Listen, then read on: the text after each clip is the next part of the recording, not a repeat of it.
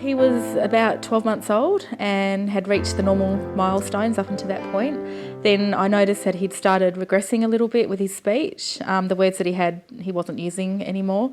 He wouldn't respond when we called him, so we'd walk into a room and say something to him and he would just carry on as though we weren't there.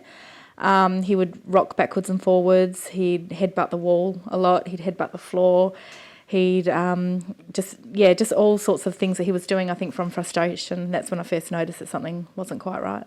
I took him to the health nurse first out here, and she didn't think there was anything to be concerned about. He was about 18 months old by that point and he wasn't walking, so I was more concerned that he wasn't walking.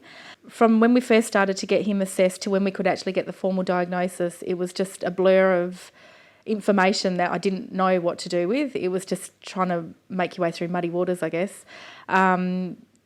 It's trying to hold on to the hope that they were wrong and that Ben was going to be the exception to the rule, that he wasn't. It was just something, he was delayed a little bit academically or developmentally, more so than having autism.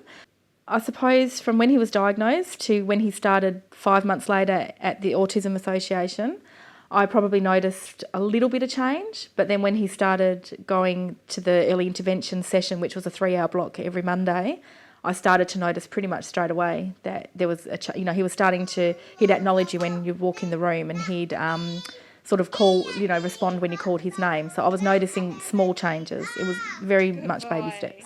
Ben was about just over 2 when we got him diagnosed, and the first thing the paediatrician suggested was that we put him into a daycare because he was only at home with me and his sister and his dad at that point. So she thought having interaction with other kids his age would be a huge benefit to him. So we put him into daycare 1 day a week, and he did stay in his own little world, and in the end we had to get someone that was autism specific to be on site with him to help him out.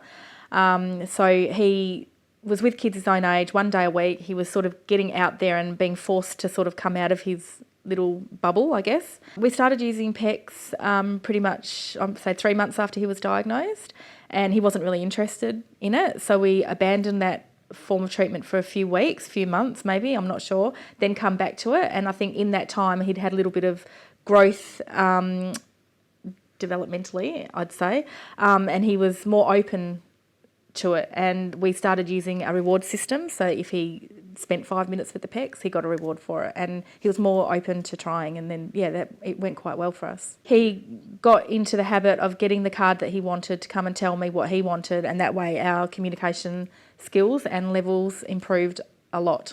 We couldn't go out as a family at all, probably until he turned 4, I'd say, would be the first time I got confident enough to go out with him. Purely for the fact that he didn't have the language, and if he was told we were leaving, he didn't understand, and you couldn't reason with him the way you could with another child of the same age. So he would have a meltdown and he would sit on the floor and he'd throw his arms and legs around, he'd headbutt the wall, he'd hit me, he'd bite, he'd scratch, he'd kick, he'd scream. PECS was very instrumental, I guess, in helping us get past those sorts of behaviours. When I met my partner Rick and his family, they accepted Ben and his disability for what it was. They never treated him any different to any other person. And I think seeing how easy they handled him and how natural they were with him, it just sort of flowed on to me, and I wasn't so uptight. And he would say, come on, let's take the kids to Macca's. And I'd go, no, we're not going to Macca's, because I could just see how Macca's was going to end. But it never did. We never had any problems with the kids, because I think he never treated Ben like he had a disability. He never treated him like he had autism. He just looked at him as a 3 or 4-year-old and treated him as such. And I think once I stopped using autism as a crutch a little bit and blaming that, and just starting to recognise, no, Ben is just doing a normal 4-year-old tantrum, I treated him differently, and then it just had that effect from there, the flow on. We've done many, many hours of speech therapy with getting his language up to where it should be for his age, and he has improved so much. I mean, he's done many tests recently and you can't tell that there's a problem. He's at where he should be for a 6-year-old. We read a lot with him. We have lots of conversations where we get him to repeat back to us what we've said, so that we know that he's not only got the words, but he's understanding the correct context that they should be used in. So yeah, I think we're just on him all the time, like not overbearingly so, but we're just on him all the time so that he doesn't have a chance to regress, because I think he could very easily go back to playing on his own and getting used to his own company, and maybe then we'd have issues. I would have liked to have known another family that had gone through it, rather than just speaking to people that are behind the scenes and make the therapies happen. Knowing firsthand what someone had gone through, I would have really liked that, to have spoken to a family and how it impacted them and what they did to try and overcome the many obstacles that you get with having a child with autism. He can dress himself, he can brush his teeth, he gets up in the morning and makes his own breakfast, unassisted, with very little mess too, which is quite surprising. Apart from turning on the taps and stuff, he showers himself. He can pack up and clean his room. He doesn't make his own bed yet, but he maintains the clean room.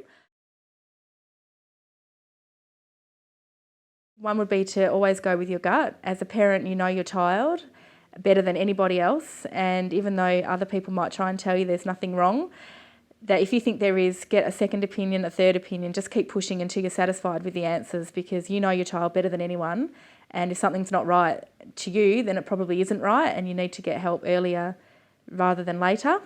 And my other piece of advice would be that your child is one child with autism, and no two children with autism are the same. So don't compare someone else that you know having therapy with your child, because they might be quicker at something and your child's not, but your child might be faster. So don't compare. It's only what your child can do will be what they can do.